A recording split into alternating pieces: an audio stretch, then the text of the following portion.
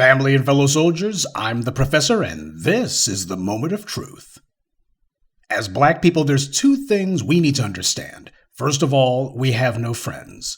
Black people have a bad habit of being eternally grateful to other folks for even the smallest gesture that's non-hostile. Notice my wording. I didn't say the smallest gesture of kindness.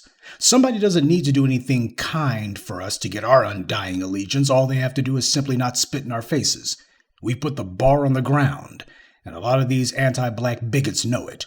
Our second problem is we keep forgetting that we live under a system of injustice. This society is a machine whose sole purpose is to produce anti-black racism. That's why so many people from other countries come here and they're able to automatically get on board with helping to mistreat us. That's not some incidental occurrence. That's not just some happy accident for white supremacy. That's the way this society is by design. A machine meant to perpetuate anti-black racism. And this machine will not produce justice unless we force it to do things that it wasn't designed to do. The operative term there being force. The people who created this machine are not going to help us make it produce justice because they depend on our oppression for every crumb of their daily bread. Gavin Newsom made some of your hearts go pitter-pat when he signed that law to allow college athletes to hire agents and make money from endorsements in the state of California. I have no problem with that. In fact, I support it. It's decades overdue. But my problem is that black people are too eager to read too much into a gesture, especially when these gestures come from people who have no track record of helping us. I regularly remind you that low-down Willie Brown was the mayor of San Francisco, but it also needs to be remembered that Gavin Newsom was his immediate successor. Gavin Newsom became mayor of San Francisco right after Willie Brown left office in 2004. The expulsion of black San Franciscans continued unabated under Gavin Newsom's administration. Rent and home prices in San Francisco are among the highest in America. Gavin Newsom did absolutely nothing to stop black people from being driven out of the city. He did nothing to make it possible for black people to return either. And we should overlook that because he signed a law that would make it possible for black athletes to make more money in California. Again, while I have no problem with that, my question is, exactly how many black people is that law going to help? 100,000 black people? 50,000? 20,000? 1,000? Will it even help 100? Come on, tell me, for all the people who got excited about that law and they thought that Gavin Newsom was okay because of that, like he was the second coming, exactly how many black people is that law actually going to help? How many black people do you know of who are college age and can benefit from a sports agent or be eligible for an endorsement deal with some corporation? How many black people does that cover? See, Gavin Newsom could afford to make a gesture like that because it doesn't change the status quo. And as Dr. John Henry Clark always said, if you're going to make a demand of white supremacy, you make sure you make a demand that requires them to give up their power. Don't be surprised at all when the beneficiaries of that law turn out to be white college athletes. And as for the black ones, that law simply makes it where they can contribute to California's economy.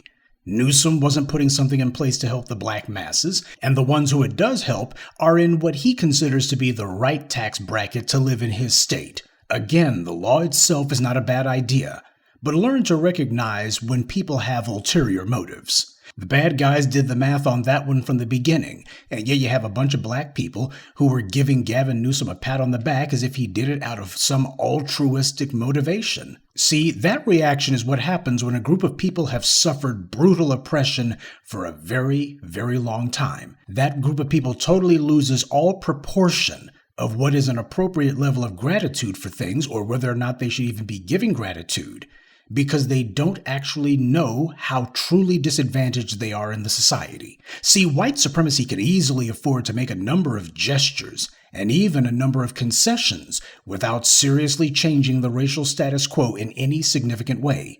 See, that's just how badly we've been impoverished. And then the California Reparations Task Force was announced. Again, a good idea, but it wasn't Gavin Newsom's idea. And while it did set a few good precedents, such as a declaration of lineage-based reparations, shout out to Brother Tariq and the other West Coast activists for leading the way on that one, we need to remember, Gavin Newsom hasn't been backing this. At last count, he refused to sign a bill that would have extended the Reparation Committee's duration into 2024. Instead, they're now going to be sticking to their original end date of 2023, so that's how long they're going to be funded through. The white media's stories about this, which are mostly cut and pasted from the Associated Press's story, they frame this as reparations advocates don't want an extension because they think this means the state is dragging its feet. And you know what? I actually agree. That's totally understandable when you consider that Reggie Jones-Sawyer, the guy asking for the extension, he was one of the people who had said that reparations should apply to all black people in the U.S. regardless of whether they were enslaved or not, regardless of whether they were in the U.S. at the time of slavery or not. Now, this California Assemblyman, Jones-Sawyer, he was the one who proposed this bill wanting an extension for the task force. He was also involved in choosing the members of the task force, too. He was one of the 4 people on the task force who opposed lineage-based reparations. And his so-called task force extension bill had a provision put into it that would allow for any member of the task force to be removed at any time. Gee, I wonder why he would want to put a provision in there like that. Well, he claimed that it was just in case a task force member does something problematic. Yeah, like focus on reparations based on lineage and not just make it another government grab bag for any and everyone. I'm sure he considers that to be quite problematic. So we can see what the plan was here. Jones-Sawyer came within just one vote, one single vote, was all that separated him from reparations for everyone. And when he failed to get that one vote, he decided to go for this stunt instead, stall for more time, and in the meanwhile, over the course of the next year, you can bet that he'd be moving heavy to have at least one problematic member of the task force removed, and then he would call for a second vote on whether reparations should be lineage-based, and this time, he would get the kind of right answer that he wanted. I'm sure that's exactly what the plan was here. Do an end run, and then we would just read about how, well, they held a second vote, and this time they said reparations shouldn't be based on lineage. And if this tactic sounds familiar, it should. It's exactly what Nuri Martinez and the other racist Latino LA council members did when they chose Heather Hutt to serve as an interim council member. Yep, the old California political machine, hard at work. And on a side note, while we're talking about black California Assembly members, Lowdown Willie Brown was a member of the California Assembly. In fact, he actually served as Speaker of the California Assembly for 15 years. Yeah, some of them Negroes in Sacramento, they know that if they play their cards right with the white power structure, why, there's no telling how far they could go. And Jones-Sawyer, he says that the committee's final report will be completed on time and on budget, though he wants the committee to keep getting funding so that they can, he says, make sure their recommendations are enacted. I can understand why people in the community wouldn't want the committee's tenure to be extended. I mean, how long does it take for a committee to say that cash reparations for this amount of money are required? So from where I sit, Mr. Sawyer Jones seems to be trying to find a way to get another government job and then stretch it out for as long as possible. And given Mr. Sawyer Jones' position on this issue in the past, I'm not sure that his recommendations are ones that we would want to be enacted. But putting aside the feeble finessing of certain black politicians, there's also another angle to this that I think needs to be mentioned. Gavin Newsom would have wanted the Reparations Committee to finish whatever they were doing well before 2024 regardless. You see, like the rest of the white Democratic leadership, Gavin Newsom wants to make sure that reparations is not a political issue in 2024. He doesn't want that to be one of the issues that black people will or will not turn out to the polls for. He doesn't want it to be a major issue at all. You see, Ron DeSantis isn't the only governor in America who's got his eyes on the White House. Gavin Newsom is also clearly positioning himself for a presidential run. He clearly wants to be the nominee if and when Democrats figure out the best way to push Kamala Harris aside. My point is, we have no friends in this. Not Gavin Newsom, and not some of the people on that task force. Jones-Sawyer doesn't need a government-funded committee just to make sure that California's lawmakers are enacting the committee's recommendations. He can do that just as well from outside, just like the black grassroots have done. What he does need, however, is grassroots support, and he can see that he doesn't have that. I highlight this story because it makes it clear that the main names we see the white media tossing about are doing what they're doing for their own reasons. Whether you genuinely feel that there's a real benefit to the Reparations Task Force getting an extension or even becoming permanent, just remember, The guy who pushed for that extension wanted reparations for everybody. And when the committee refused to do what he wanted, when he realized he couldn't lead the committee around by the nose, when he saw that the committee was actually going to bend to the will of the black masses, as if they were supposed to be serving our interest all along, when he saw that, he then turned right around and wrote a so-called extension whose main point and main purpose was to allow for those members of the committee to be removed because they wouldn't do what he wanted.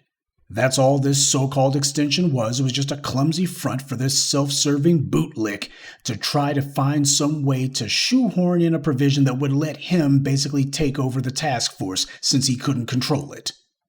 And even if you agree that more time is simply white power trying to run out the clock or dragging its feet, just remember, the guy who vetoed the bill is someone who has been making moves meant to give him things that he can point to and tell black people across the country, this is why you need to vote for me when I run for president. Gavin Newsom saw what happened to Kamala Harris. And everybody saw what happened to Michael Bloomberg when he went to Alabama. Democrats are realizing they're getting serious pushback and opposition when they try to run the same old plays. See, these racists aren't going to be able to do their dirt in California like Kamala Harris did and then run off to an HBCU in Georgia to kick off their presidential campaign. And they won't be allowed to persecute black people in New York like Bloomberg did and then find some sniveling black bootlick pork chop preacher in Alabama who will allow their black congregation to be used as a backdrop for a photo op.